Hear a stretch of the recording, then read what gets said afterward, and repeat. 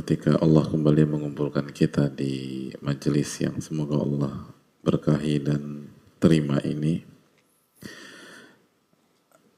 sebagaimana yang dijelaskan para ulama, man thabata nabat, barang siapa yang kokoh di satu titik maka ia akan tumbuh, yang menunjukkan bahwa kajian rutin itu sangat penting dalam kehidupan kita. Karena yang rutin itu yang akan berkembang tanpa mengurangi rasa hormat kepada kajian umum. Kajian umum penting, hanya saja kajian rutin lebih ditekankan karena Nabi kita SAW bersabda, al khairu adah, kebaikan itu rutinitas. Kebaikan itu rutinitas. Kalau kita bisa merutinkan sesuatu hal yang baik, hal yang positif, disitulah kita akan berkembang. Dan kehidupan kan selalu demikian, hadirin. Kehidupan itu selalu demikian. Orang berpikir cukup dengan mengetahui resep orang akan berhasil. Ternyata kan nggak demikian. Resep itu penting, tapi kemampuan mengeksekusi itu juga sangat penting. Lalu kemampuan konsisten dalam mengeksekusi atau mengeksekusi secara rutin sebuah hal baik diulang terus, itu yang akan menjadikan seseorang itu berhasil dan memiliki skill di level yang tinggi ketika seseorang mampu merutinkan sebuah hal dan mengerjakan secara terus-menerus. Dan itulah sebabnya, dan itu susah. Makanya orang yang berhasil itu selalu minoritas. Karena memang yang rutin itu lebih berat, lebih susah, lebih menjenuhkan, lebih seringkali hambar. Makanya itu hal yang perlu kita ini kan. Kita mungkin bisa semangat Qiyamul Lail di 10 malam terakhir, tapi berapa persen yang Qiyamul Lail 10 malam terakhir di Ramadan menjalankan pola yang sama di bulan Syawal, lalu Dzulqa'dah, lalu Dzulhijjah, lalu Al-Muharram, dan seterusnya. Itulah yang menyebabkan mungkin kualitas kita gitu-gitu aja, karena kita nggak bisa merutinkan itu. Makanya kehebatan konsep agama kita tuh itu. Sholat rutin 5 kali sehari minimum. Semua dirutinkan. Hal-hal yang dasar-dasar itu dirutinkan oleh Allah Subhanahu wa taala. Zikir pagi petang dirutinkan. Dan termasuk adalah belajar agama, kajian. Itu yang akan membuat kita tumbuh, berkembang, lalu berkualitas ketika kita merutinkan hal tersebut. Dan memang gak mudah, memang susah, memang lebih ribet, lebih sulit, lebih jelimet. Tapi disitulah ujiannya, dan kalau Allah kasih taufik kita sehingga kita berhasil, itu yang akan membuat kita mendapatkan ilmu nafi dan mendapatkan kebaikan di dunia dan di akhirat. Sebagaimana kata Nabi kita SAW, al khairu adah, kebaikan itu kebiasaan, sesuatu yang dirutinkan. Semoga Allah SWT memberkahi kajian rutin kita dan kita mendapatkan kebaikan dan kebermanfaatan dari ilmu yang kita pelajari. Amin ya rabbal alamin. Hadirin Allah muliakan, dan semoga Allah SWT memperbaiki urusan kita dan urusan pemimpin-pemimpin kita, dan semoga Allah SWT menolong kita dan saudara-saudara kita khusus yang terzolimi di Palestina, di berbagai macam tempat. Amin ya rabbal alamin. Hadirin, kita masih membahas tentang sifat seorang muslim secara umum dan sifat penuntut ilmu secara khusus jika kita ingin mendapatkan ilmu yang bermanfaat. Sifat ini harus dimiliki. Sifat ini harus dimiliki. Karena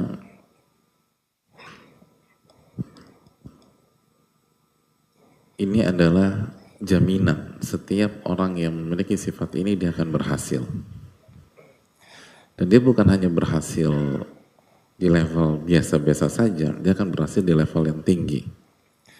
Makanya Allah berfirman dalam surat As-Sajdah ayat 24, وَجَعَلْنَا مِنْهُمْ أَئِمَّةً يَهْدُونَ بِأَمْرِنَا لَمَّا صَبَرُوا وَكَانُوا بِآيَاتِنَا يُقِنُونَ. Dan kami jadikan imam-imam dari mereka yahduna bi amrina, yang memberikan petunjuk dengan konsep atau perintah atau tuntunan kami. Jadi di level tinggi tapi tetap bisa lurus, itu kan susah hadirin. Ada banyak orang sampai di puncak tapi nggak lurus lagi. Sebaliknya ada banyak orang lurus tapi nggak pernah bisa sampai puncak. Ini Allah mengatakan a'immatan, mereka jadi imam-imam, orang-orang di level tertinggi, yahduna bi amrina, mereka lurus dan mengajak orang untuk lurus, memberikan petunjuk dengan tuntunan dan perintah dan konsep dari Allah. Coba renungkanlah ayat tersebut dan lihat bagaimana realitanya. Karena kita tahu misalnya ada banyak orang pengen lurus, itu susah untuk naik kelas. Kenapa? Mentok lagi, dijegal lagi, pihaknya menghalalkan segala cara, lalu dimusuhin, disingkirkan gitu. Karena yang lain curang, hadirin doang yang benar. Kan secara banyak di banyak lingkungan disingkirkan hadirin sekalian. Tapi dalam ayat ini enggak, ya waja'alna minhum a'immatan. Allah jadikan dari mereka imam, orang-orang di level tinggi. Yahduna bi amrina, dan mereka memberikan petunjuk dengan syariat kami atau tuntunan kami. Kok bisa? Mereka punya dua sifat. Lamma sabaru wa kanu bi ayatina yuqinun. Mereka sabar dan mereka yakin dengan ayat-ayat Allah Subhanahu wa taala. Mereka sabar. Mungkin mereka dijegal, tapi mereka enggak berhenti, sabar aja terus jalanin itu. Dijatuhkan lagi, jalan terus sabar gitu. Sabar sampai Allah naikkan dan sampai ke puncak. Nah banyak orang kan enggak, begitu dijegal, begitu jatuh, begitu tergelincir udah enggak bisa deh. Kalau begini terus sampai kapan? Mereka enggak demikian. Mereka lamma sabaru. Mereka sabar gitu loh. Dan mereka yakin bahwa ini jalan kebenaran. Ini jalan yang diridai oleh Allah Subhanahu wa taala. Dan kalau kita lihat sejarah atau biografi atau cerita orang sukses, jangankan yang ulama sekarang, bahkan ahli dunia yang sukses pun kan begitu hadirin. Gagal, coba lagi, gagal, coba lagi, gagal, berdiri lagi, gagal, melangkah lagi, gagal. Itu ahli dunia. Apalagi kalau ahli tauhid, orang-orang yang beriman kepada Allah dan orang-orang yang melandasi ini karena Allah Subhanahu wa Ta'ala. Tapi memang begitu, untuk sampai ke itu harus sabar. Nggak bisa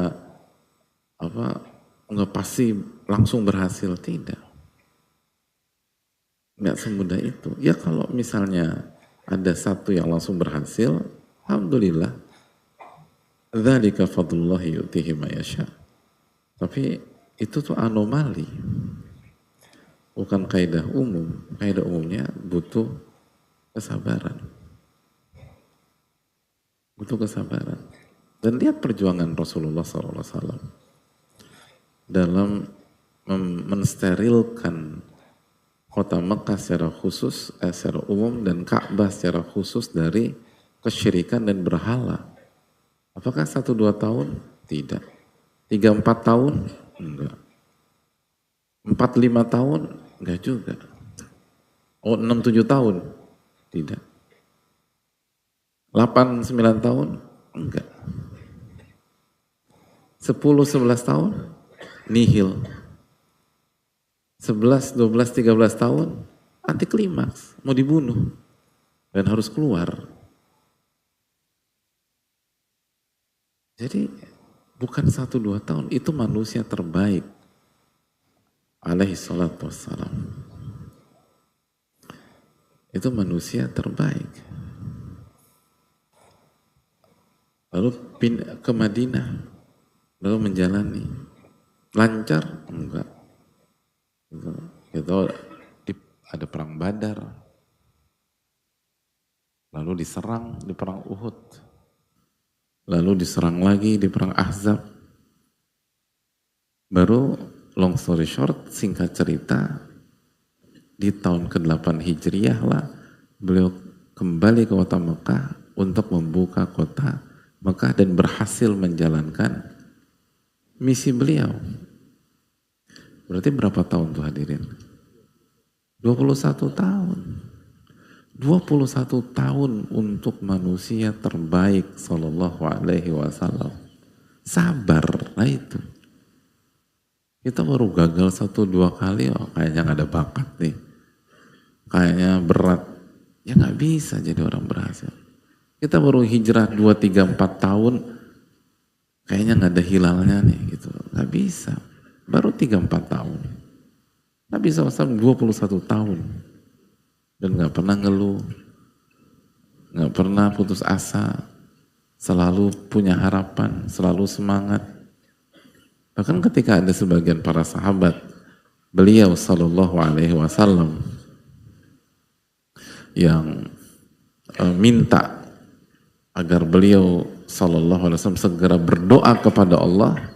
Itu kan cerita tentang umat sebelumnya, dan beliau tutup sabdanya dengan mengatakan walakinnakum qaumun tastajirun. Kalian itu kaum yang terburu-buru, bayangkan, terburu-buru. Sabar, kata Nabi SAW. Jangan terburu-buru. Nah ini penting buat kita, khususnya ketika kita setelah berusaha berubah, berusaha taubat, hijrah, tapi kok kondisi gak menunjukkan perbaikan. Sabar. Kita gak lebih baik daripada Rasulullah SAW.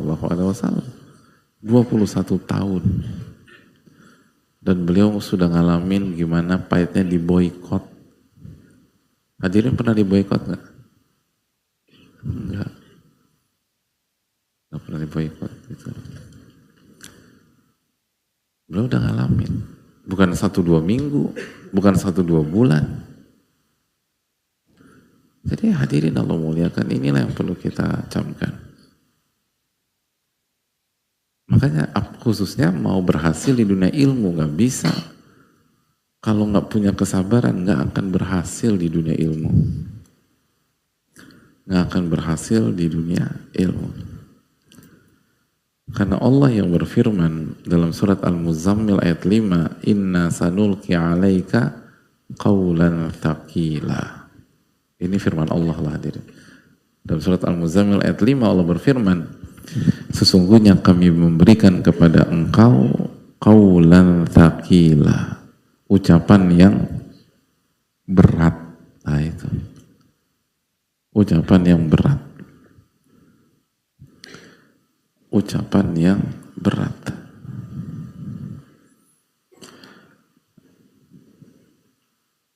Dan maksud ucapan yang berat apa? Al-Quran. Al-Quran itu berat kata Allah. Ini Allah yang berfirman, bukan kita. Gak mudah. Jadi kalau kita gak punya kesabaran, gak akan pernah berhasil. Kalau kita males, misalnya males datang ke kajian gitu loh. Semangat tuh pasang surut datang kajian, gak akan berhasil. Ilmu ini hanya untuk orang-orang yang mampu bersabar dalam jangka waktu yang lama. Baru berhasil. Karena berat. Berhasil di bidang yang berat itu kan butuh kesabaran. Dan Allah mengatakan, inna sanulqi alaika qaulan tsaqila. Sesungguhnya kami memberikan kepada engkau qaulan tsaqila. Allah nggak berfirman qaulan khafifa, ucapan yang mudah atau ucapan yang ringan, atau qaulan sahlan atau qaulan yasira atau qaulan khafifa. Enggak, qaulan tsaqila. Al-Quran ini qaulan tsaqila. Makanya kan itu tadi, mulai dari baca, belajar baca, udah pada ikut kelas baca Quran belum hadirin? Gimana? Gampang? Apalagi di usia-usia kayak kita, setengah mati hadirin. Kecuali yang dirahmati oleh Allah Subhanahu Wa Taala. Itu ngubah ngain aja tuh susah gitu. Kan iya beneran. Jadi kalau nggak punya kesabaran, nggak akan pernah bisa baca Quran. Itu baru baca Quran. Kita belum bicara memahami dan mengamalkan. Jadi kalau kita nggak punya kesabaran, nggak akan bisa. Kalau kita hanya menganggap majelis ilmu hanya seru-seruan, kalau teman kita kajian kita datang, kalau teman kita berhalangan, kondangan, kita cari kondangan juga, nggak akan bisa. Bro, kajian, gue gak ada kondangan, yaudah gue juga ikut. Lah kan lu gak diundang, yaudah gue nyari tempat lain. Gak bisa, gitu. Gak akan bisa, mental-mental kayak begitu gak akan berhasil. Mental-mental moody, gak bisa. Ini bukan, kan, hadirin kan hafal surat At-Tariq kan. Innahu laqaulun fasal, wa ma huwa bilhazl. Al-Quran itu tuh serius. Wa ma huwa bilhazl. Bukan joke, bukan bercandaan. Bukan sebuah bidang yang bisa dijalankan dengan moody, dengan pasang surut semangat. Kalau lagi semangat datang, nggak semangat nggak datang, nggak bisa.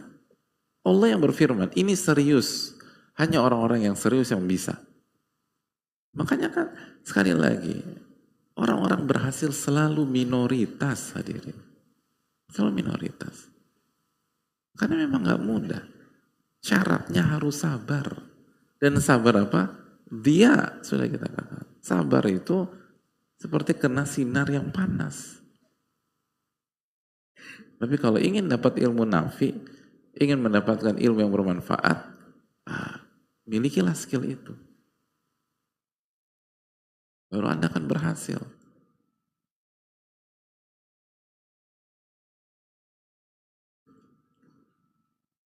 Jadi memang untuk belajar, untuk mendapatkan ilmu nafi, segala macam, itu susah. Makanya sekali lagi, kenapa tadi kajian, misalnya kalau kajian-kajian rutin kan cenderung lebih kurang peminatnya dibanding yang tidak rutin. Kenapa? Susah, rutin itu tuh susah, berat. Atau kalau misalnya udah mulai khusus, misalnya halaqah tahsin atau Quran segala macam, tambah berguguran lagi. Kenapa? Susah.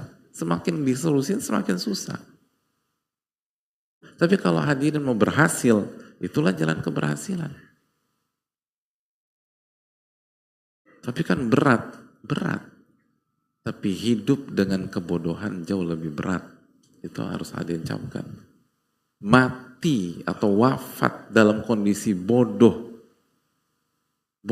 tentang Allah, bodoh terhadap tauhid kepada Allah, itu jauh lebih berat di alam barzakh. Jauh lebih berat ketika dibangkitkan di dalam kubur. Itu poin. Memang berat. Tapi nggak ada opsi. Karena opsi yang lain jauh lebih berat. Makanya kan itu yang sering disampaikan di dunia pendidikan. Pendidikan itu mahal. Tapi hidup sebagai orang bodoh jauh lebih mahal. Hidup sehat tuh mahal. Tapi begitu Anda sakit, jauh lebih mahal. Jadi mendingan investasi di pola hidup sehat. Kan selalu begitu. Kampanyenya kan begitu. Ya, ilmu itu berat. Dan butuh kesabaran. Tapi hidup jadi orang bodoh jauh lebih berat. Dibohongin orang, clueless, ngadepin masalah gak ngerti harus ngapain, salah jalan, ribut terus sama bini, berantem terus sama istri, capek ngadepin suami, gak ngerti mau gimana lagi ngadepin orang tua. Padahal kalau kita mau belajar dan mau sabar duduk di majelis ilmu dan mengkaji buku-buku para ulama, kita akan jauh lebih mudah menghadapi setiap masalah-masalah tersebut. Hidup clueless itu lebih menderita, hadirin. Bingung lah, ke kanan salah, ke kiri salah, ke depan salah, itu bingung. Itu hal yang perlu kita camkan. Jadi nggak ada opsi. Inilah opsi terbaik. Makanya solusinya Anda harus punya sabar. Nah itu. Kalau Anda nggak punya kesabaran, nggak akan pernah berhasil. Nggak akan pernah berhasil. Dan kita jadi tim hore aja. Dan musiman gitu loh. Musiman gitu loh.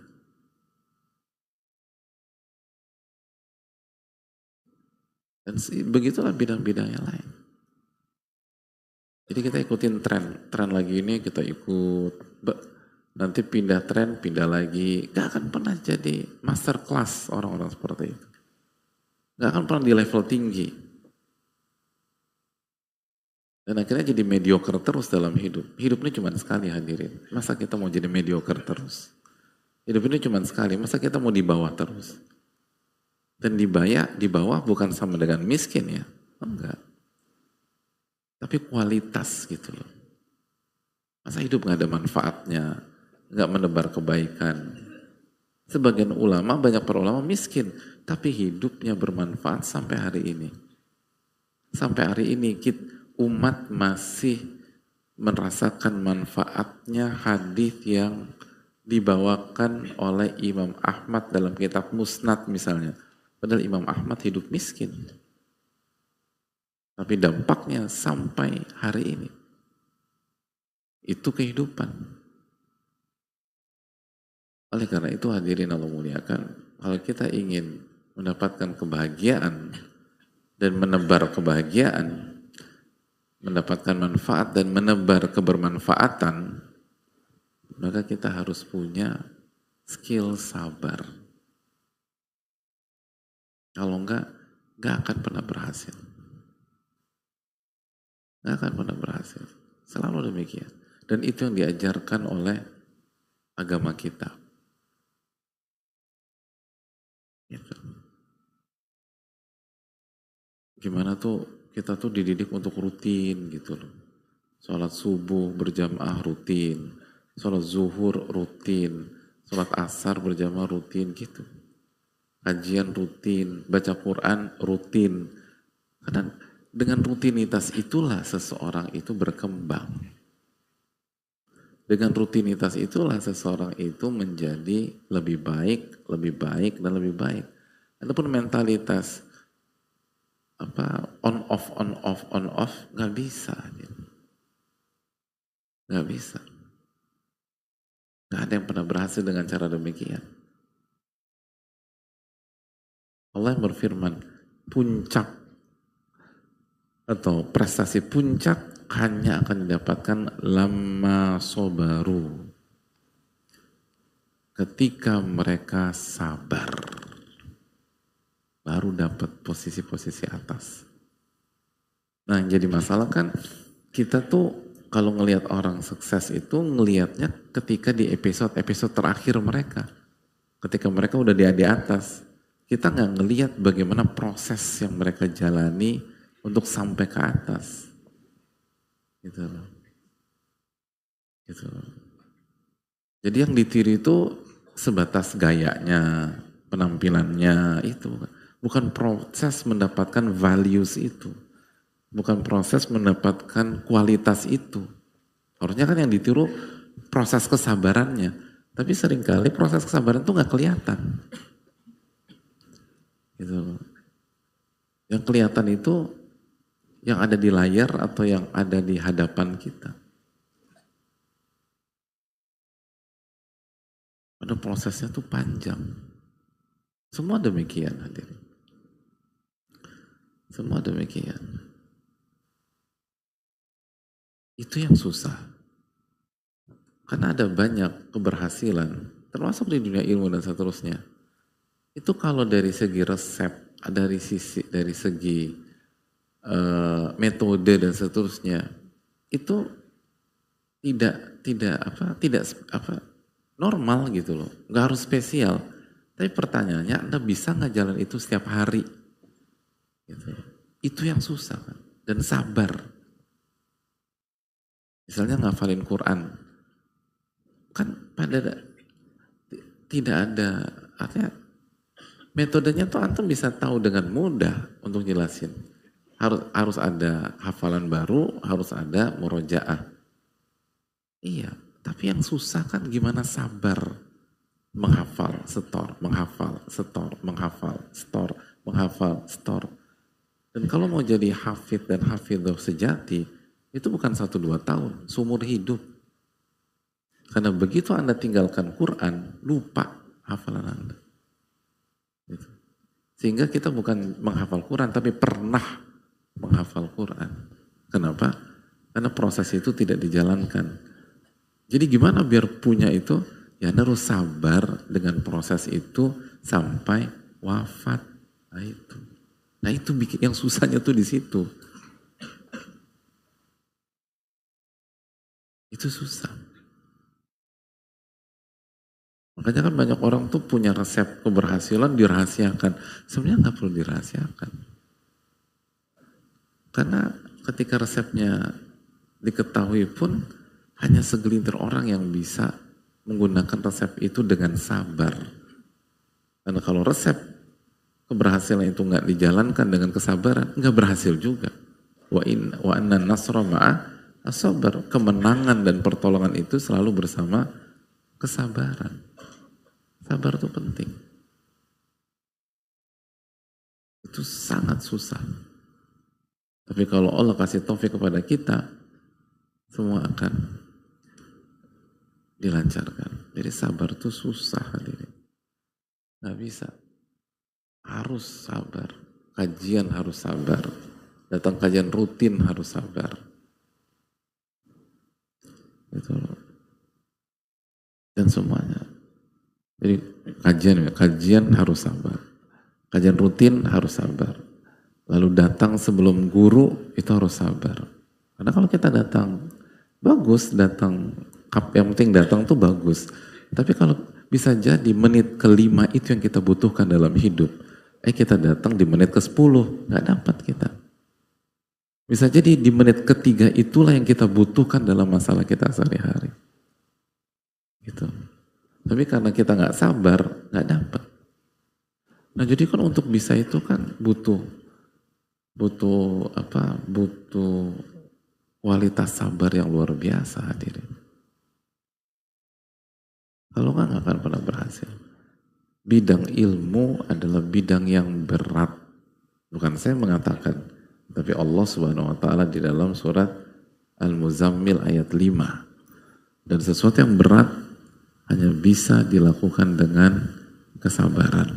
Sabar, sabar, sabar, sabar. Makanya Ibnu Jamal rahimahullah mengatakan sifat yang diridhoi bagi penuntut ilmu sabar.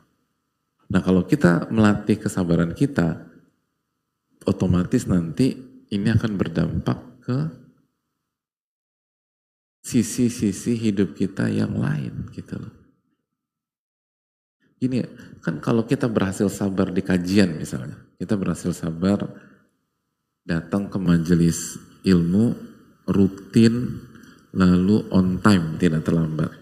Lalu nanti kita berhasil sabar untuk sholat subuh on time, sholat zuhur on time, sholat asar on time, maghrib on time, isya on time, berjamaah. Hadirin, kalau kita ambil 2 contoh ini aja dulu ya. Kalau kita berhasil, apakah akan berhenti di 2 ibadah itu atau akan merambat ke ibadah-ibadah yang lain? Akan merambat. Karena yang membuat kita sabar di kajian misalnya, atau sabar di sholat 5 waktu, itu kan apa? Hati. Dan hati yang samalah yang kita gunakan untuk menghadapi istri. Antum kalau ngadepin istri antum, hati yang sama ketika antum sholat atau ganti hati? Substitution gitu, diganti. Hati nomor punggung 7 diganti hati nomor punggung 10. Ada yang begitu? Kan nggak ada. Hati yang kita gunakan untuk sabar di kajian, yang kita gunakan untuk sabar di sholat 5 waktu, hati yang sama yang kita gunakan untuk menghadapi istri. Atau hati yang sama untuk yang kita gunakan menghadapi suami. Hati yang sama. Hati yang sama yang kita gunakan untuk menghadapi orang tua dan mertua. Hati yang sama ketika kita ngadapin tingkah pola anak-anak kita.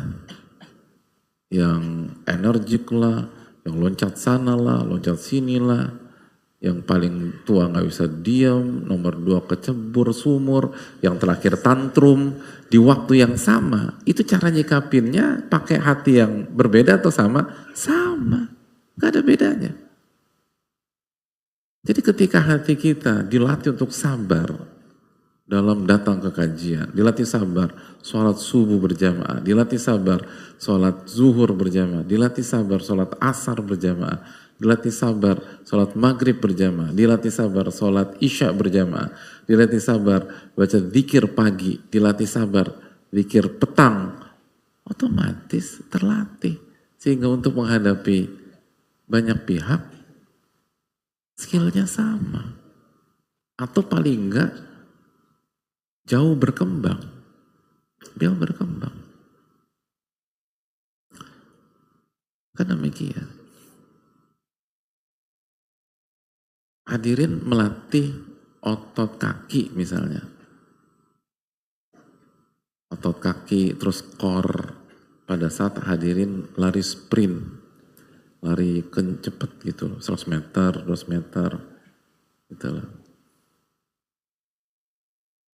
Suatu hari anjing herder komplek tetangga dilepas.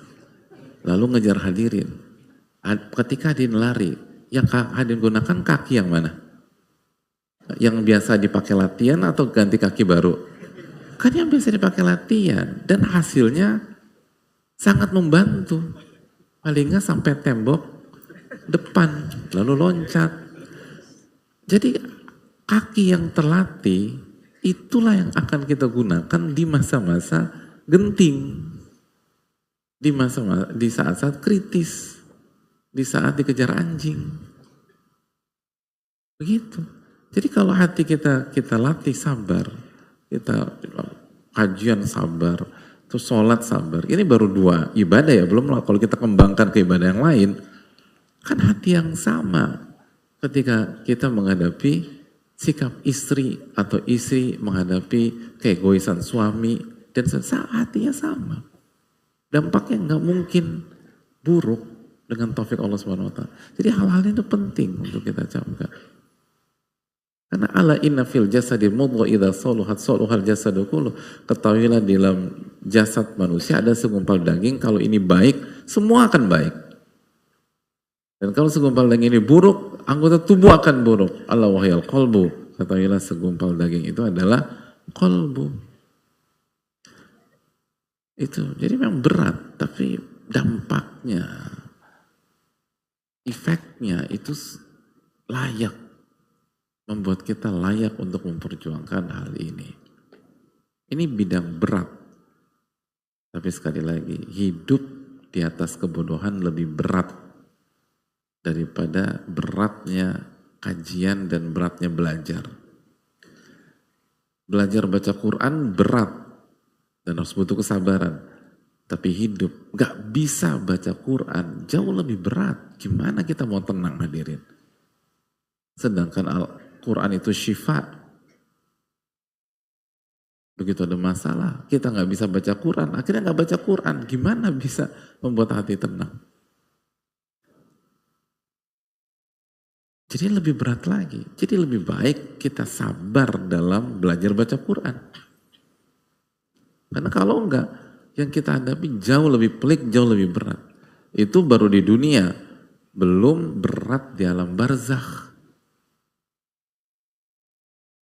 Kita hidup di dunia 60-70 tahun, kurang lebih rata-rata. Alam barzakh bisa 100 tahun, bisa 200 tahun, 300 tahun.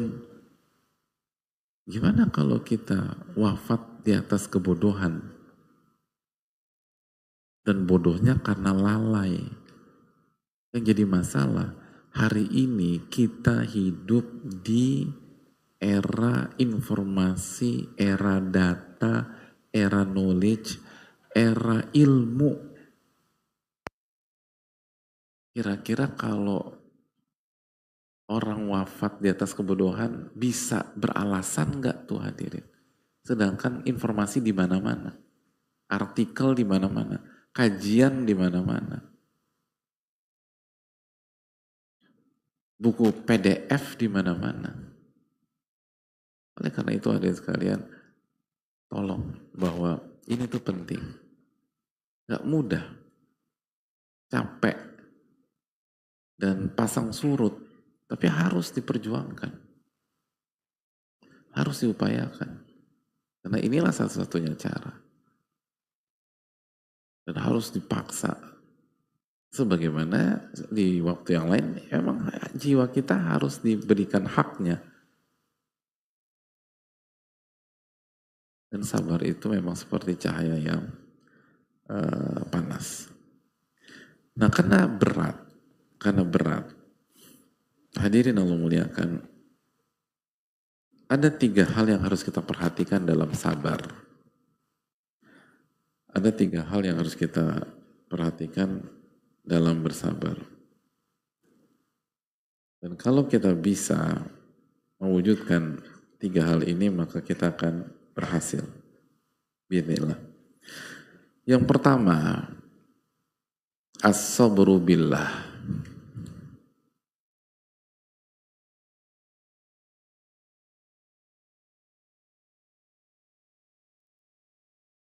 As-sabru billah. Apa arti sabru billah? Coba kita buka surat An-Nahl ayat 127. Wasbir wa ma sabruka illa billah. Dan bersabarlah. Wa ma sabruka illa billah. Dan dialah yang membantumu untuk bisa bersabar.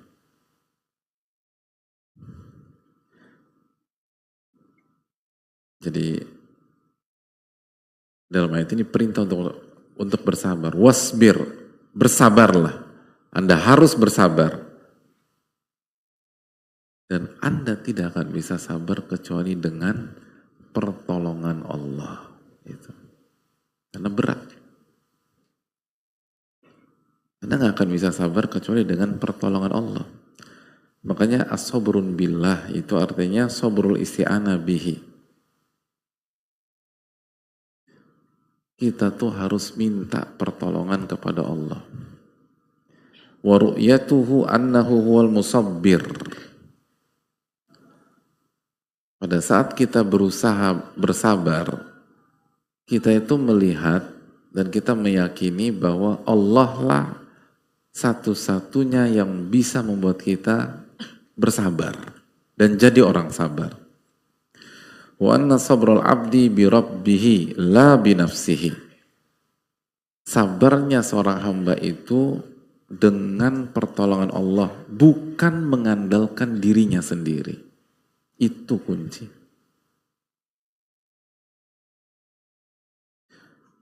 Wasbir wa ma sabruka illa billah. Dalam surat An-Nahl 127. Jadi di antara makna surat An-Nahl 127, illam yusabbirka huwa lam tasbir.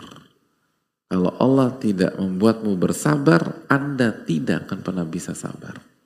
Tidak akan pernah. Jadi yang patut digarisbawahi adalah keterangan para ulama kita tadi bahwa kesabaran seorang hamba itu dengan pertolongan Allah, bukan dengan mengandalkan dirinya sendiri.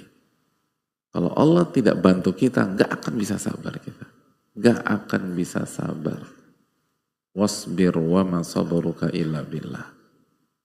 Dan bersabarlah, dan Anda tidak akan bisa sabar kecuali dengan pertolongan Allah Tabaraka wa Ta'ala. Kita akan lanjutkan ba'da salat maghrib insyaallah ta'ala. Wa sallallahu sallam ala Muhammad wa ala alihi wa sahbihi ajma'in. Assalamualaikum warahmatullahi wabarakatuh. Udah. Assalamualaikum warahmatullahi wabarakatuh. Bismillahirrahmanirrahim. Alhamdulillahi rabbil alamin wa bihi nasta'in ala umuri dunya wad din, wassalatu wassalamu ala asyrafil anbiya wal mursalin wa ala alihi wa sahbihi wa man sara ala nahjihi bi ihsanin ila yaumil wa ba'd. Allahumma salli wa sallim wa barik wa an'im ala nabiyyina Muhammadin wa ala alihi wa sahbihi ajma'in. Allahumma inna nas'aluka ilman nafi'a wa na'udzubika min ilmin la yanfa'.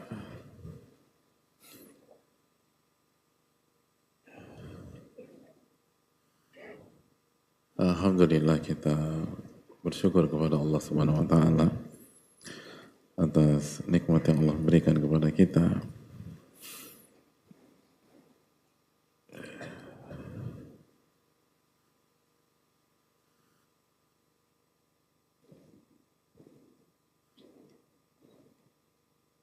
Sebagaimana salawat dan salam semoga tercurah kepada Rasulullah alaihi salatu wassalam.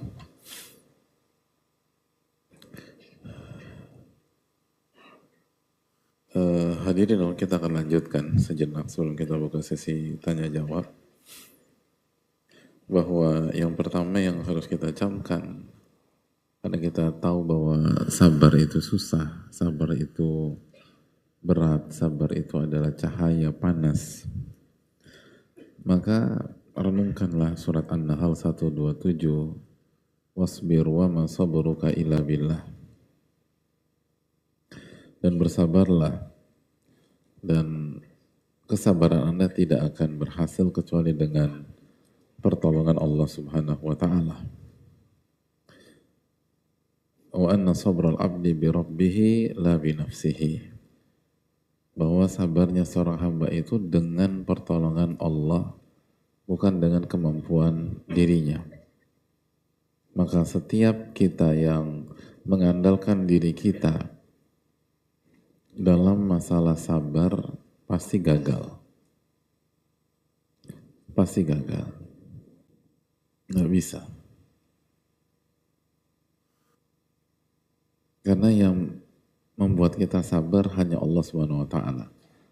Makanya Nabi SAW bersabda, "Wa man yatasabbar yusabbirhullah." Orang siapa yang berjuang untuk sabar, Allah buat dia sabar.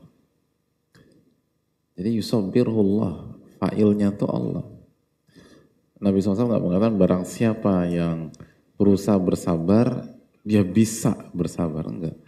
Tapi Nabi SAW mengatakan, yusabbirhullah. Allah yang buat dia sabar. Tapi Allah kasih kesabaran kalau kita berjuang dulu gitu loh. Ini pelajaran mahal bagi kita semua bahwa manusia tuh nggak bisa sabar dengan kemampuan dirinya. Kenapa? Karena tabiat manusia tuh nggak sabar.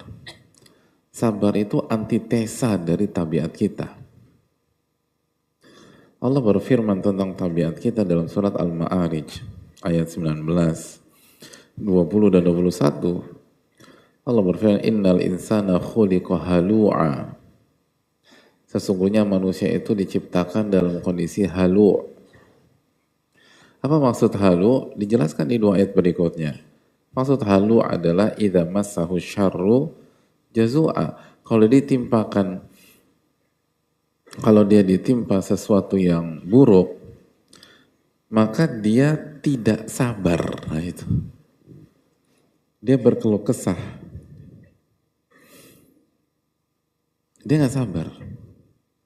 Dia nggak sabar, dia nggak ridho. Wa idza massahul khairu manu'a. Dan kalau dia diberikan kebaikan, pelit. Gitu. Pelit. Baru Allah sebutkan pengecualiannya ilal musallin dan seterusnya. Jadi, tapi poinnya adalah manusia itu diciptakan dalam kondisi halu. Halu itu nggak sabar dan pelit. Nah itu manusia. Jadi perintah bersabar itu perintah melawan arus. Perintah melawan arus diri kita, tabiat diri kita. Karena pada dasarnya manusia itu diciptakan gak sabar. Terburu-buru, kan demikian. Gak sabar manusia itu.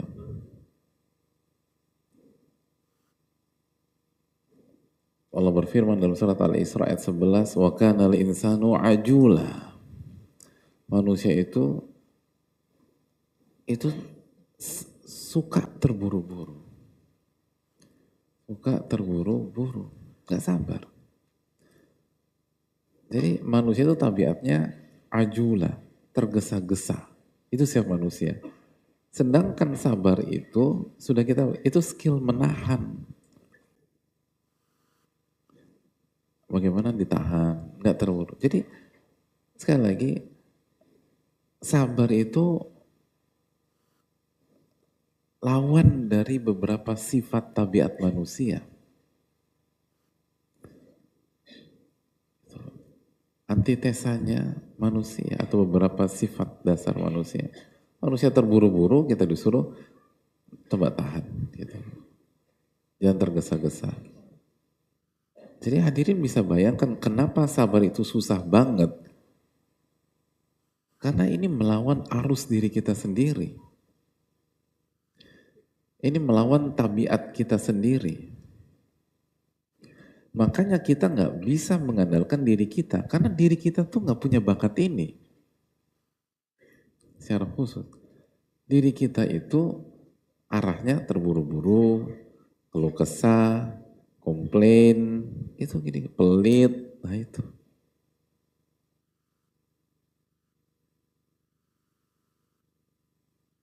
Itu manusia.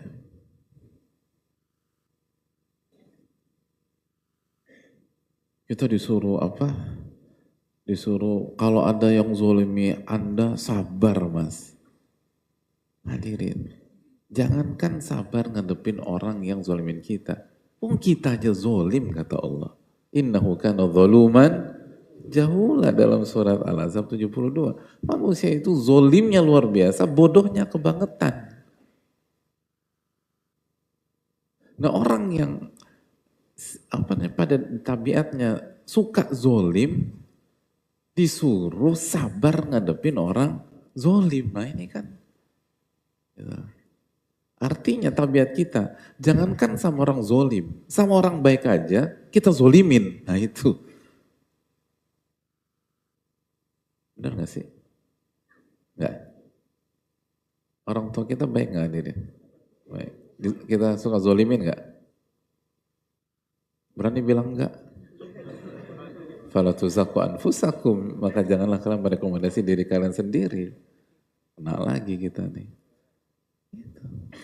Orang yang punya banyak jasa sama kita aja kita zolimin, orang tua. Orang tua kita nggak sempurna, tapi kita bisa balas jasanya yang melahirkan kita, nggak ngebuang kita ke tong sampah waktu kita kecil, ngerawat kita, kasih ASI buat kita, gimana bayarnya coba? Itu aja kita zolimin. Dan sering nggak? Coba. Kan salah satu alasan kenapa pembahasan tentang orang tua selalu mengandung bawang, nah itu kan. Itu alasannya kenapa? Karena kita sadar kita suka zolimin mereka.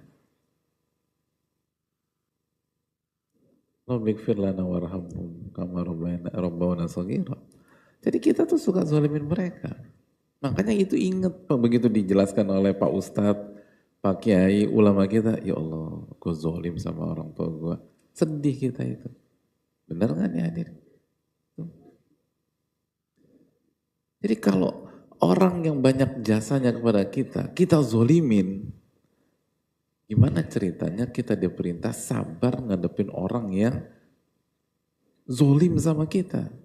Gak punya jasa sama kita, justru menzolimi kita.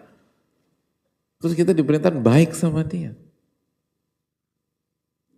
Oleh karena itu ada sekalian, wasbir wa ma sabruka illa billah.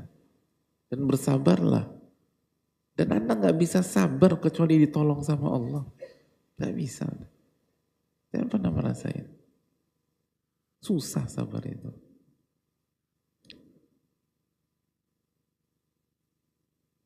Susahnya manusia tuh komplain, pelit, terburu-buru, tergesa-gesa, suka zolim, bodoh.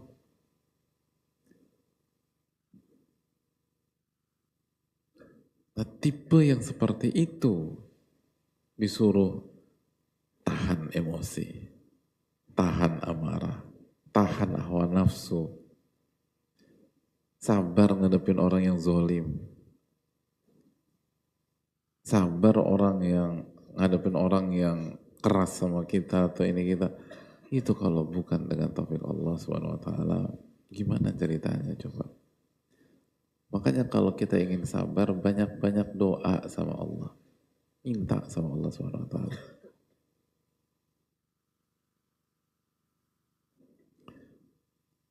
Banyak-banyak doa sama Allah SWT.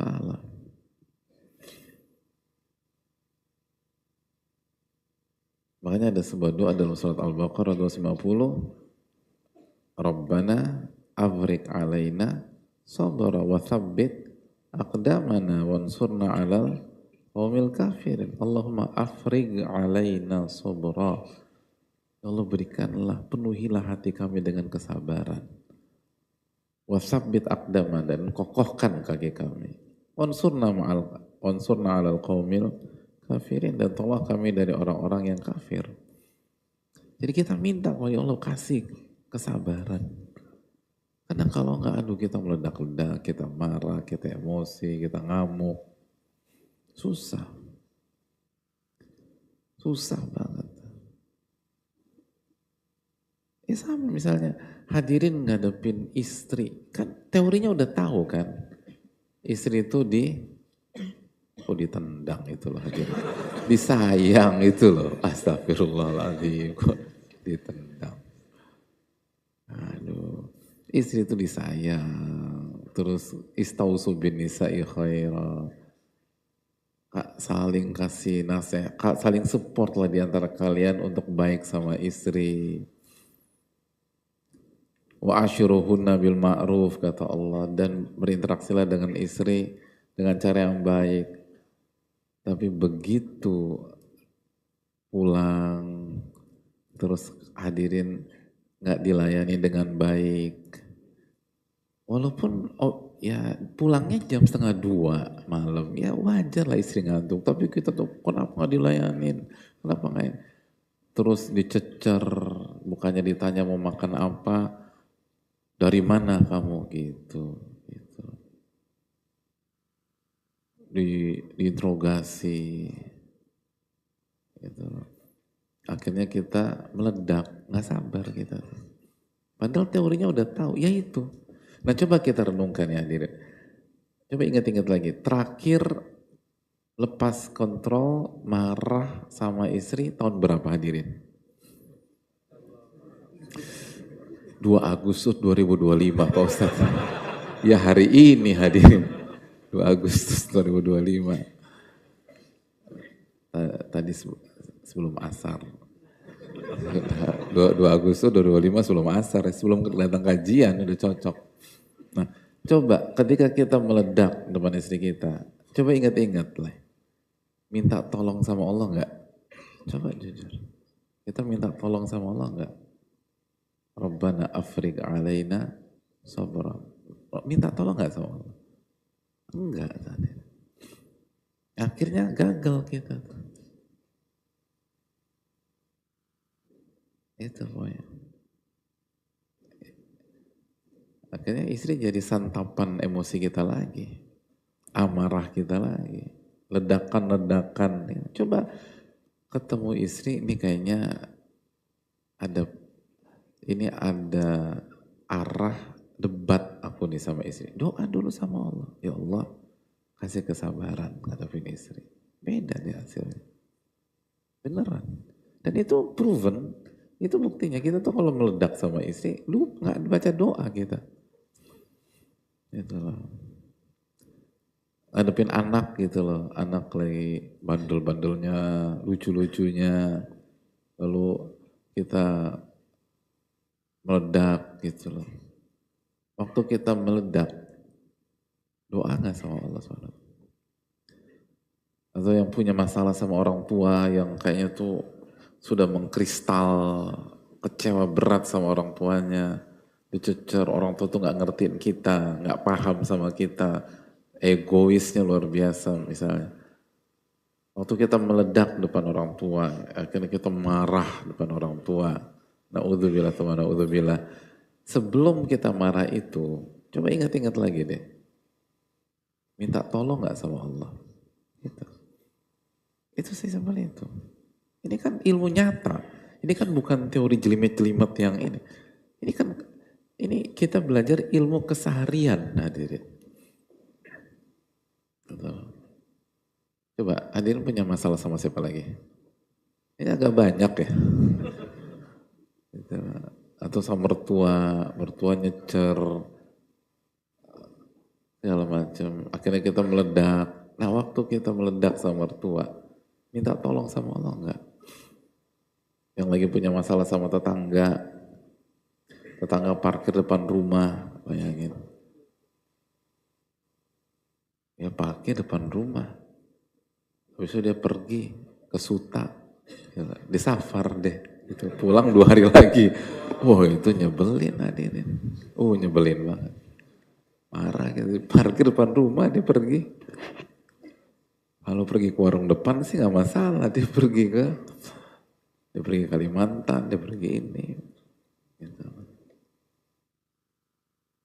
Nah waktu kita meledak itu sebelumnya doa nggak kita minta pertolongan sama Allah. Ya Allah berikanlah aku kesabaran. Selalu begitu deh, coba deh. Ini real. Nggak bisa sabar kalau nggak ditolong sama Allah Subhanahu wa Ta'ala. Atau malas kajian gitu, malas ya kajian. Nah doa nggak pada saat kita nggak berangkat kajian misalnya. Kemarin misalnya kita juga punya kajian rutin hari Jumat atau hari Kamis, nggak datang nih kemarin. Nah waktu itu doa nggak sama Allah, ya Allah berikanlah aku kesabaran dalam menjalankan ibadah, kajian rutin gitu. Seringkali kita lupa udah, kita ngandalkan diri kita. Dan semakin kita mengandalkan diri kita, semakin rapuh kita dalam kesabaran. Gak kuat. Kan gitu. Kan kaidahnya demikian. Karena Allah akan tinggalkan kita. Tapi semakin kita bergantung kepada Allah Subhanahu wa Ta'ala, semakin kita berharap kepada Allah, minta pertolongan kepada Allah, iyyaka na'budu wa iyyaka nasta'in, Allah semakin kasih kekuatan kita sehingga kita bisa bersabar. Selalu demikian. Kekuatan kita itu ada pada pertolongan Allah tabaraka wa ta'ala. Itu kan yang kita baca, la haula wa la quwata illa, itu tidak ada daya dan kekuatan kecuali dengan pertolongan Allah tabaraka wa ta'ala. Itu yang dikuatkan.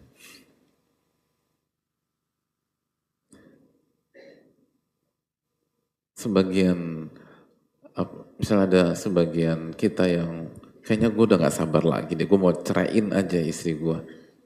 Doa gak sama Allah? Rabbana afriq alaina sabr. Atau yang udah dia mengucapkan saya talak kamu, padahal ya ribut, tapi ribut-ribut biasa. Sebenarnya nggak layak untuk mengucapkan kalimat talak. Dan akhirnya dia aku iya sih gue nggak sabar, atau gue nggak bisa nahan kesabaran gue lagi kemarin. Nah, doa nggak sama Allah itu. Yang rumah tangannya lagi nggak kondusif, yang setiap hari ribut, itu kan butuh daya tahan kesabaran yang ekstra.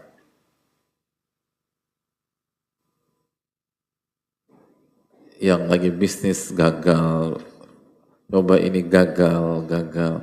Jadi pembisnis kan butuh sabar. Kayaknya gue mau nyerah aja. Udah doa belum sama Allah? Minta pertolongan sama Allah. Ini yang harus kita kerjakan hadirin. Kalau nggak berhasil. Kita ini kurang isti'anah, kurang minta, kurang bergantung, dan kurang mengharap kepada Rabbul Alamin. Akhirnya hasilnya mengecewakan. Dan akhirnya ketika kita bergantung sama diri kita sendiri, ya itu hasilnya. Kita bergantung sama diri kita. Siapa diri kita? Si lemah itu. Wa khuliqal insanu dha'ifa. Si berkeluh kesah itu kita itu. Si zolim. Jadi manusia yang seperti kita yang zolim segala macam. Ya kalau misalnya diandalkan, ya wajar berantakan. Wajar berantakan.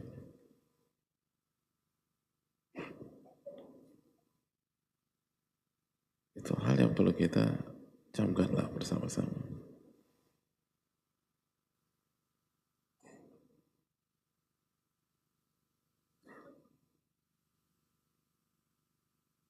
Jadi Allah nggak akan bantu kita kalau kita lupa bertawakal kepadanya. Makanya kan apa kata Nabi SAW? Man ta'allaqa syai'an wukila ilaih. Dalam hadis Tirmidzi, barang siapa yang bergantung kepada sesuatu, maka Allah akan campakkan dia dengan sesuatu tersebut. Udah. Dan ini kan konteksnya jimat dan seterusnya. Barang siapa yang pakai sesuatu atau menggantungkan jimat, dan konteksnya kan sama. Benang merahnya apa? Bergantung sama sesuatu itu. Berharap sama sesuatu itu. Maka yang ternyata wukila ilaih, Allah akan campakkan dia dengan itu. Allah nggak akan tolong. Nah begitu juga kita, kalau kita bergantung sama diri kita sendiri, mengandalkan diri, gue bisa, enggak, kita nggak bisa, kecuali ditolong sama Allah Subhanahu Wa Taala. Gitu. Gue akan jalan ini karena gue tahu gue mampu. Nah, selama ini kenapa baca la haula wala quwata illa billah kalau gitu? Apa arti la haula wala quwata illa billah? Tidak ada daya dan kekuatan kecuali dengan pertolongan Allah Subhanahu wa taala. Itu yang perlu kita renungkanlah. Kalau kita ingin sabar, bergantunglah kepada Allah. Mintalah pertolongan kepada Allah. Berharaplah kepada Allah Subhanahu wa taala. Doa kepada Allah. Doa.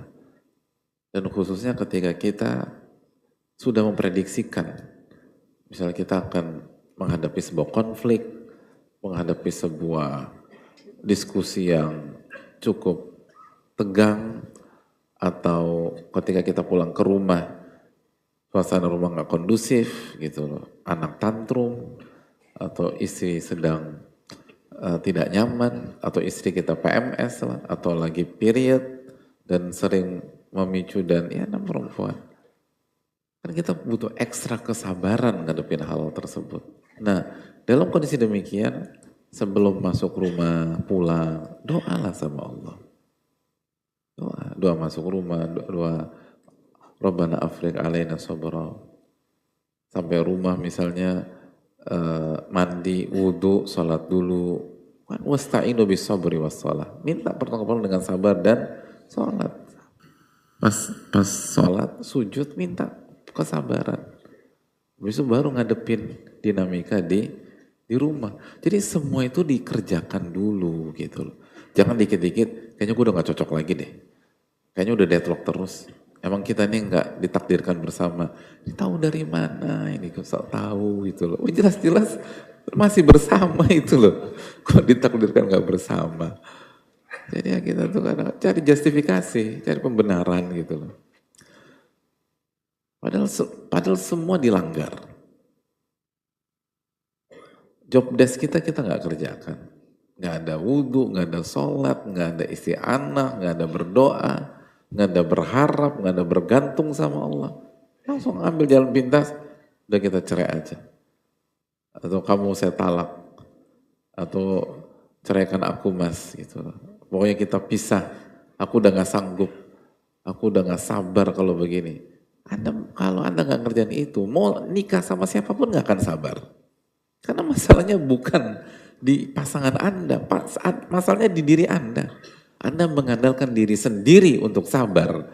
Jadi mau dijodohkan sama siapapun, selama kita mengandalkan diri kita sendiri, selama kita tidak meminta pertolongan kepada Allah, gak akan sabar. Gitu. Dan itu kan lingkaran syaitan banyak orang. Dipikir kayaknya emang dia bukan yang terbaik buat aku. Akhirnya getting divorced, lalu nikah lagi, berantem lagi, cerai lagi, nanti nikah lagi. Dan rusak kita. Apalagi kalau itu perempuan. Semakin nikah, cerai, khususnya bagi perempuan, value turun. Dan semakin susah mendapatkan laki-laki yang baik. Benar nggak hadirin? Laki-laki yang baik nih, insya Allah kan antum laki-laki yang baik. Yang jomblo misalnya.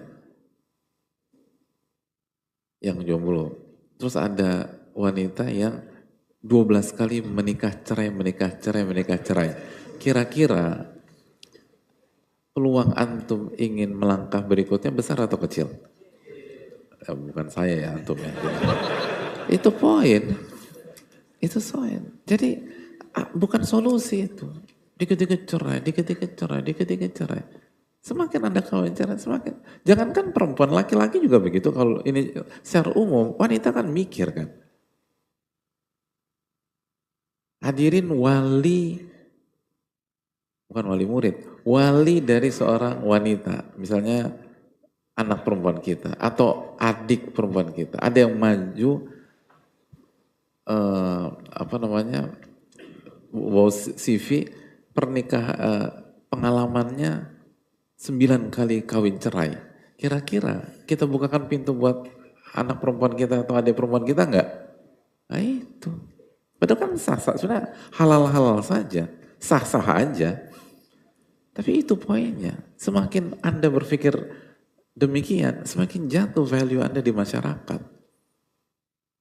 Jadi hadapi masalah itu, tapi semua PR-nya tuh dikerjain gitu loh. Jadi jangan dikit-dikit gak cocok cerai, dikit-dikit marah, dikit-dikit ngusir anak. Lalu nanti anak dikutuk. Gimana gitu loh. Kan sering di masyarakat gitu. Anak dikutuk, terus anak diomongin yang gak bagus. Bapaknya sendiri ngomong gitu. Kadang-kadang na'udzubillah anaknya dikata-katain pakai nama hewan gitu loh. Dasar cumi. Nah, kan kita bingung ya. Ini ada anak cumi. Nah anak cumi ini orang tuanya siapa? kan gitu ya. Ada satu, kok enak, kok enak cumi itu loh. Ya, bapak cumi kan. Masa bapaknya macan tutul kan nggak mungkin. Nggak ada ceritanya macan tutul melahirkan cumi-cumi. Nggak mungkin itu. Jadi kalau Anda memvonis anak Anda jadi cumi-cumi, ya Anda juga ikut berubah spesies. Nah itu yang kita nggak sadari dan nggak menyelesaikan masalah. Selalu begitu tuh gitu. Yang anaknya dibilang kodok, ya Allah kodok itu. Ya kan bapak kodok sama ibu kodok. Keluarga kodok itu kan kenapa memilih keluarga kodok? Itu saya nggak ngerti lah. Nah itulah hadirin sekalian. Nah itu karena ketidaksabaran. Jadi coba minta dulu, minta tolong sama Allah, sholat. Makanya pikir pagi petang tuh dijaga.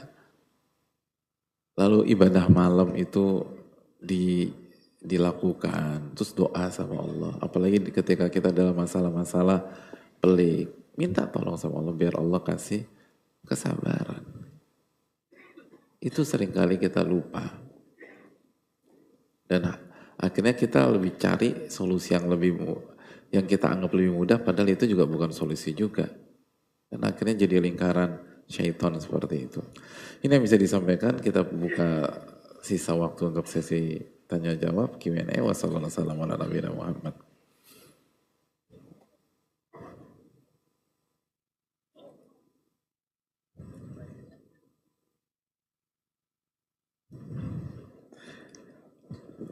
Ada teman tuli mau bertanya ya, gimana caranya nih?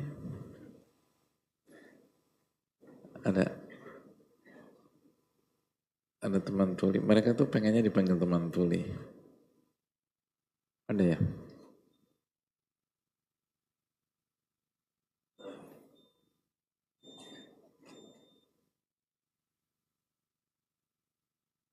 Yaudah, sebagai pertanyaan. Assalamualaikum warahmatullahi wabarakatuh. Waalaikumsalam warahmatullahi wabarakatuh.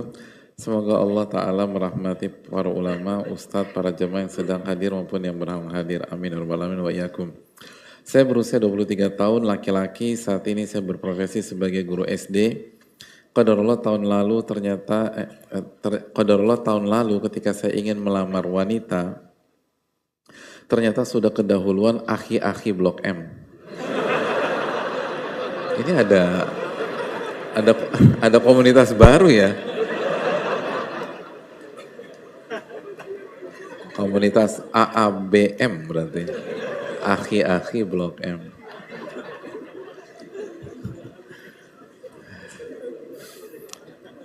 Saya merasa sadar diri bahwa akhi-akhi tersebut jauh lebih sekufu, harta, hafalan Quran, serta keilmuan daripada saya. Berarti banyak nih akhi-akhi. Kayak kalau pengucapannya harus fasih ya, akhi-akhi gitu ya. Karena kalau enggak mananya beda lagi.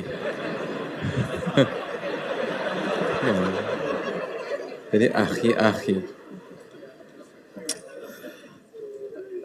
Kemudian waktu Ramadan lalu saya ditawari untuk berproses dengan seorang wanita, namun setelah saya melihat gaji saya yang tidak seberapa, akhirnya saya menolak. Oh, bukan beliau ditolak, beliau yang menolak. Dan berakhir minder karena penghasilan guru SD yang tidak seberapa. Mohon nasihatnya Ustaz agar saya lebih sabar atas penantian yang akan datang, tidak minder dan lebih bertakwa, tidak kembali futur. Jazakallahu khairan. Ya, sebelum bicara tentang sabar, ini masalahnya juga ini tentang minder gitu. Kan ini bukan jodoh tidak ini kan bukan penantian terhadap jodoh, ini udah ada calon atau udah ada proses, tapi justru minder. Setelah saya melihat gaji saya yang tidak seberapa, akhirnya saya menolak. Kalau masalahnya gaji kita, kan nggak perlu ngelihat dulu sebelum taruh juga kita tahu juga kan gaji kita ya. Jadi walau ta'ala gini loh, apalagi guru ya, guru itu sebuah pengabdian dan nggak bisa dinilai dengan uang. Dan itu marwah yang sangat tinggi dalam peradaban. Dalam peradaban, saya bicara peradaban, bukan levelnya tingkat kota Madia atau tingkat ini enggak. Dalam peradaban, guru itu sangat spesial, sangat mulia. Dan kemerdekaan bangsa kita nggak bisa dipisahkan dengan peran para guru. Dan silakan baca sejarah.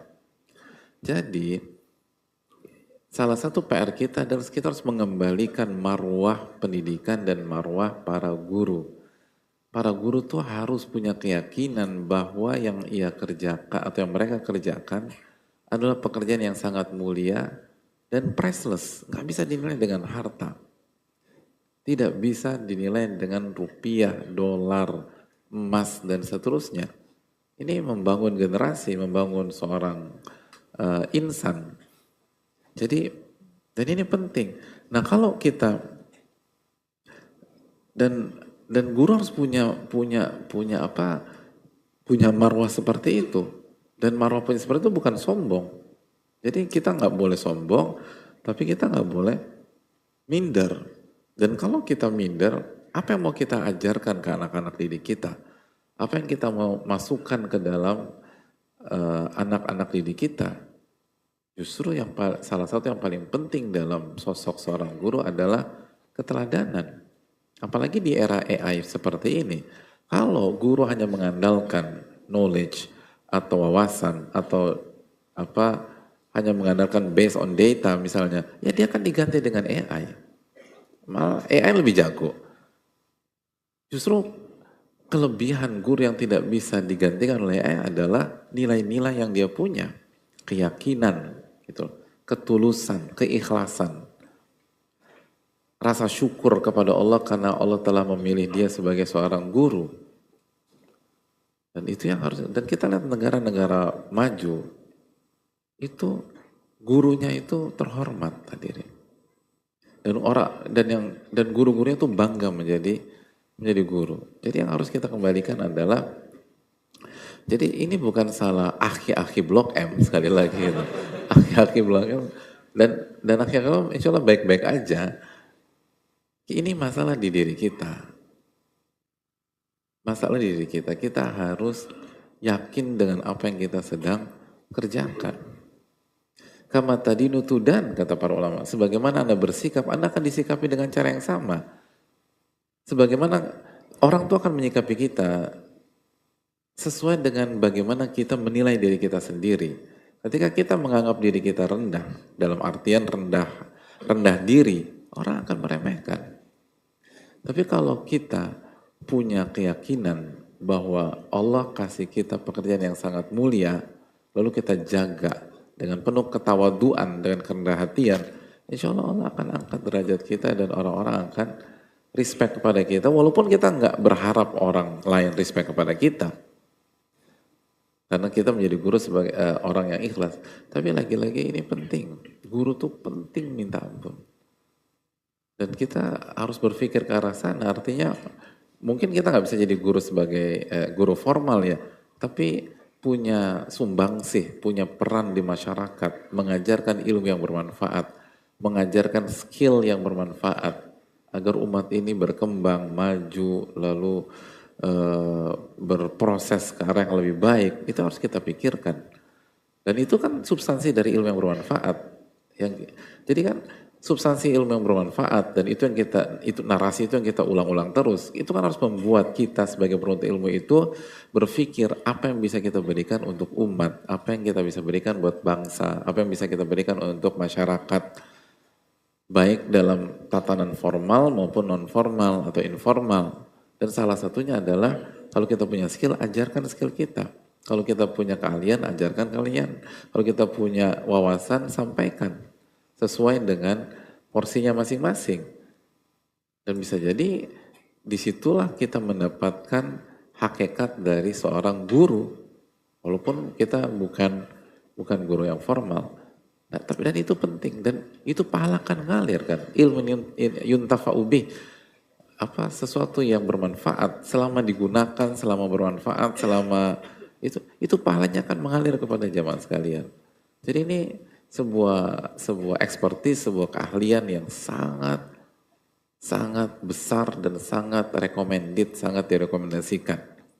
Kalau punya keahlian, kalau punya skill, kalau punya itu, sharing, kasih, ajarkan, buat kursus, dan seterusnya.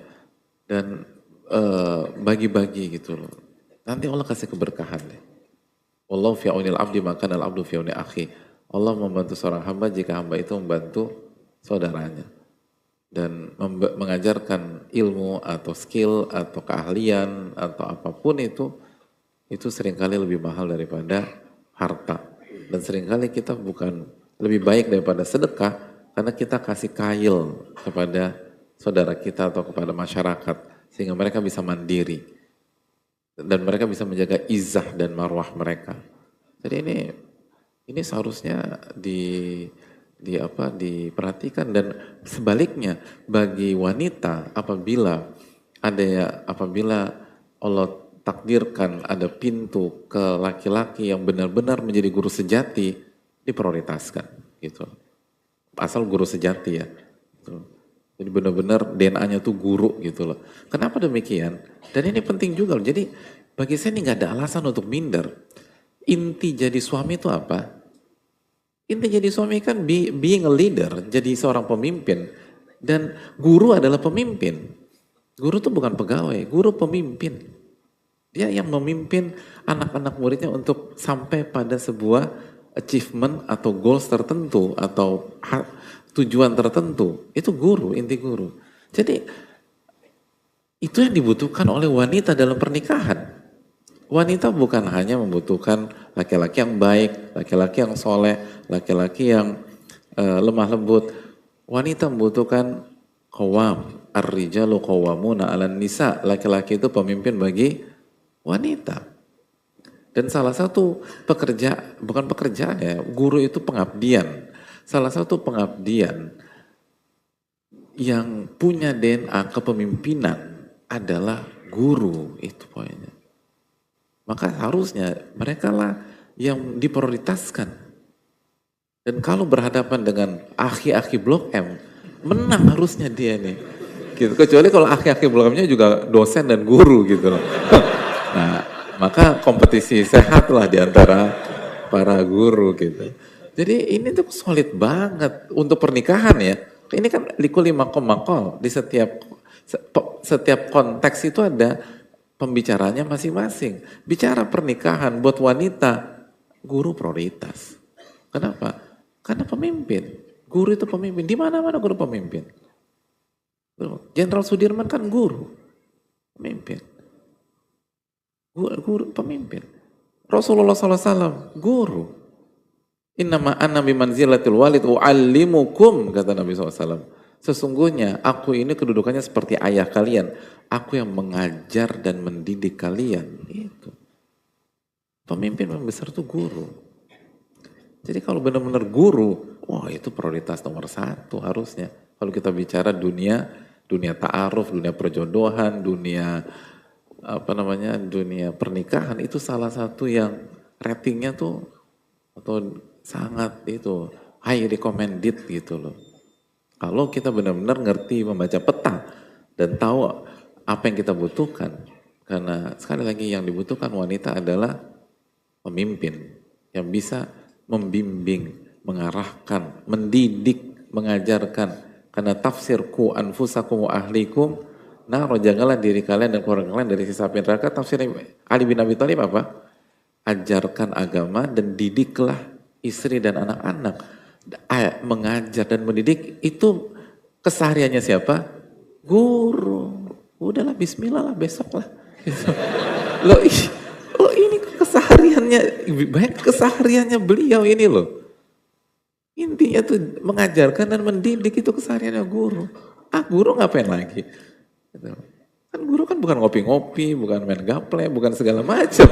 Guru itu kan kasarnya mengajar, mendidik. Itu yang sebenarnya high recommended, itu yang diincar oleh wanita yang akil lah, yang punya akal sehat, yang tahu bagaimana bermain untuk mendapatkan rumah tangga sakinah, mawaddah, warahmah. Jadi kesalahpahaman besar ketika justru guru minder, justru itu yang dicari wanita yang punya akal sehat.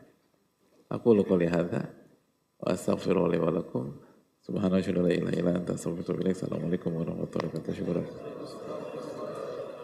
Nggak ada. Cinta Allah itu dekat, bahkan lewat sepiring nasi yang mengenyangkan saudaramu. Hari ini, di tempat yang tidak kita lihat, bisa saja ada seorang ibu tunggal yang menyuapi anaknya dari olahan bahan pangan yang kita antarkan. Ada keluarga yang bersyukur kepada Robnya, karena lapar tergantikan dengan cukupnya pangan. Ada penuntut ilmu yang mengolah hantaran pangan itu menjadi hidangan yang dinikmatinya sebelum mengisi hari dengan rangkaian aktivitas yang bermanfaat. Sahabat, cinta Allah bisa diraih lewat langkah sederhana, seperti menghilangkan lapar satu keluarga di hari yang berat.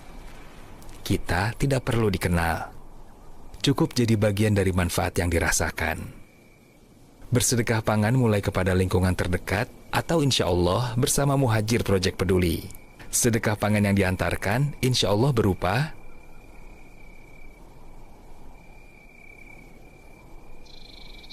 raih cinta Allah lewat sedekah pangan untuk saudara-saudara kita. Salurkan sedekah terbaik kita melalui